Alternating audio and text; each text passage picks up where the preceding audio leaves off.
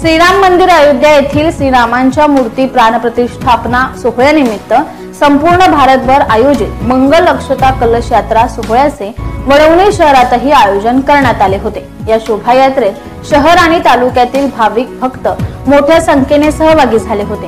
जय श्रीरामाचा जयघोष करीत वडवणी शहर दुमदुमून गेले होते।